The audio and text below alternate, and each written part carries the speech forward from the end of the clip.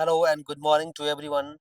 आज जो है हम लोग नीट 2025 में फिजिक्स के सेक्शन में एक क्वेश्चन आया, उसको हम लोग सॉल्व करने जा रहे हैं। तो सबसे पहले क्वेश्चन को हम लोग पढ़ते हैं। Two gases A and B are filled at same pressure in separate cylinders with movable pistons of radius RA and RB. On supplying an equal amount of heat to both the system reversibly under constant pressure, the pistons of gas A and B are displaced by 16 centimeter and 9 centimeter respectively. If the change in their internal energy is same, then the ratio RA upon RB is equal to. Okay. सबसे पहले मैंने यहाँ पे दो diagram जो है draw किए हैं, ताकि आप लोग जो है इसको क्लियरली समझ सको कि क्वेश्चन जो है क्या बोल रहा है। तो ये कह रहे हैं क्वेश्चन में कि एक दो सिलेंडर है, एक सिलेंडर ये है और दूसरा सिलेंडर ये है। ओके। और इसमें एक पिस्टन लगा हुआ है, जो ये पिस्टन जो है मूव कर सकता है। सिमिलरली दूसरे वाले सिलेंडर में भी एक पिस्टन है, ये भी ये पिस्टन जो है मूव कर सकता है। और रेडियस दिया हुआ है R A and R B. Okay, R A and R B दोनों का रेडियस दिया हुआ है और कह रहे हैं कि इक्वल अमाउंट ऑफ हीट इसमें सप्लाई किया जा रहा है दोनों में। ओके। और ये तो अब हम चलते हैं इसका एक बेसिक कॉन्सेप्ट पहले समझते हैं कि जब हम हीट सप्लाई करेंगे तो इसमें क्या होगा। ओके।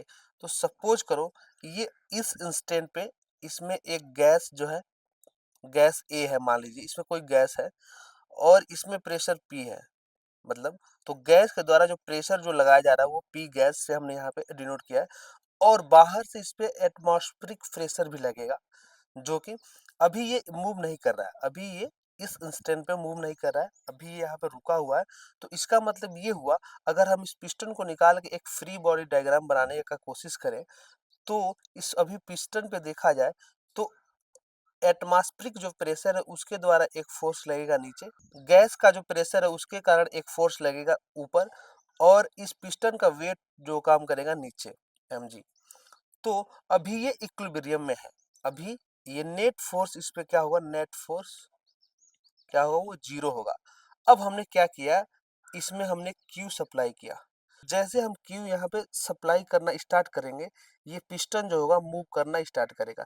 लेकिन चूंकि एटमॉस्फेरिक प्रेशर इस पे पी जो है वो हमेशा कांस्टेंट रह रहा है, तो इस प्रेशर को हम, तो ये जो प्रोसेस होगा उसको हम लोग मान सकते हैं कि the given process is constant pressure process. इसीलिए क्वेश्चन में मेंशन किया हुआ है कि जो प्रोसेस है reversibly under constant pressure. Okay. Heat का जो सप्लाई होता है या हीट का जो रिजेक्शन होता है वो जनरली कांस्टेंट प्रेशर प्रोसेस होता है। अब हम दोनों सिलेंडर को सेपरेटली एनालाइज करेंगे। तो सपोज करिए ये वो सिलेंडर है जिसमें गैस ए भरा हुआ है और हमने यहाँ पे हीट जो है सप्लाई किया। ओके। तो जैसे हमने हीट सप्लाई किया तो ये पिस्टन मूव करना शुरू हुआ और हम मान लिए हम कि ये x1 डिस्टेंस तक मूव किया, x1 डिस्टेंस तक। और इस स्टेट 1 से 2 में जाने में जो इंटरनल एनर्जी चेंज हुआ वो क्या हुआ, U। अब क्या हुआ, हम सिलेंडर बी जिसमें गैस बी जो है वो भरा हुआ है उसको एनालाइज करते हैं। इसमें भी जैसे हमने हीट जो है सप्लाई किया, ये इस पिस्टन जो है क्या हुआ, मूव करना स्टार्ट हुआ और मान लिया हमने कि ये x2 डिस्टेंस जो है वो मूव किया। और इसमें स्टेट 1 से स्टेट 2 में जाने में जो इंटरनल एनर्जी का चेंज हुआ क्या हुआ, U हुआ। अब क्या हुआ, अब हम करते हैं इसमें, अब हम change in volume for both the cylinder हम लोग कैलकुलेट करेंगे। तो कैसे करना है, for cylinder C A. Okay. Change in volume delta V, area of the cylinder into x1. So area of cylinder A can be written as pi r a square into x1. This is delta V1. This is expression for change in volume for the cylinder in which gas A has filled. Okay. Now for cylinder B. For cylinder B, change in volume for B is area into distance moved by the piston x2. Okay. So area of the piston can be calculated as pi RB square into X2. So this is the change in volume for the cylinder in which gas B has filled. As in the question, it is given that heat supplied and change in internal energy for both the cylinder are same. So for this we can write for both cylinder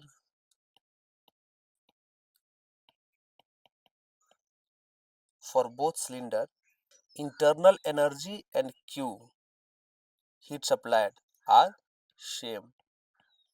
Now we are going to apply first law of thermodynamics for cylinder A, that is heat supplied to the cylinder will be equal to change in internal energy plus work done.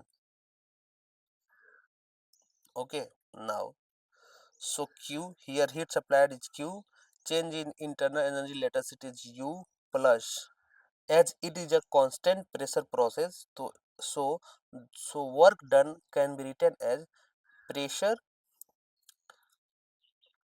into change in volume. Suppose this is equation 1. Again, apply first law of thermodynamics for cylinder B, as heat supplied to cylinder B will be equal to change in internal energy plus work done. So change in internal energy U and work done can be written as pressure P and change in volume of B.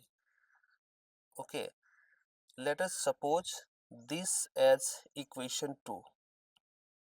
As left hand terms for both equations are same, equate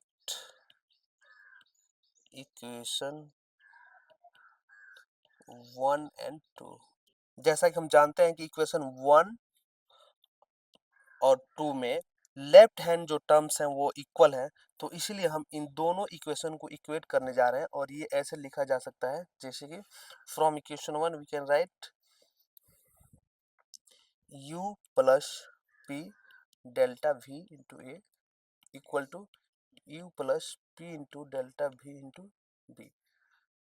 तो चूंकि क्या है इसमें कि u दोनों तरफ से में कैंसिल आउट हो जाएगा, तो बचेगा क्या, अब बचेगा इसमें p delta v into a equal to p delta v into b। As दोनों सिलेंडर्स में प्रेशर सेम है तो इसलिए हमने वहां पे p लिया है और ये कैंसिल आउट हो जाएगा। अब क्या हुआ इसमें, ये कैंसिल आउट हो गया, अब बच गया क्या delta v into a delta v into b। Change in volume in cylinder A equal to change in volume in cylinder B। तो अब हम जो ऊपर हमने निकाला है यहाँ से, दोनों का जो एक्सप्रेशन हमने जो निकाला है यहाँ से, ये वाला एक्सप्रेशन हम वहाँ रख रहे हैं। तो ये एक्सप्रेशन है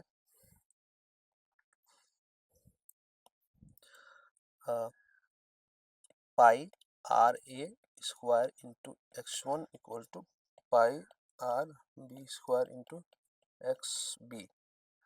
अब इसमें जो कैंसिल आउट होने वाला उसको कैंसिल आउट करते हैं, वो है पाई से पाई कैंसिल आउट हो जाएगा। अब जो बाकी टर्म है उसको ले आते हैं, हमको जो रेशियो निकालना है वो है R A upon R B. तो ये हम इस टर्म में इस इक्वेशन को ले आते हैं यहाँ पे, R A square upon R B square equal to X B upon X, sorry ये एक्स बी नहीं लिया है हमने वहाँ पे, हम लिया है x2। तो x2 यहाँ पे हम लेते हैं x2 अपान x1, या इसको हम और लिख सकते हैं R A upon R B या अंडर रूट में x2 अपान x1। अब जो है ये जो है इसका वैल्यू उन्होंने दिया है, वो दिया है जो दूसरे सिलेंडर के द्वारा जो मूवमेंट हो रहा है वो है अपना 9 सेंटीमीटर, और सिलेंडर ए के द्वारा दो मूवमेंट हो रहा है वो 16 सेंटीमीटर है। तो मतलब कि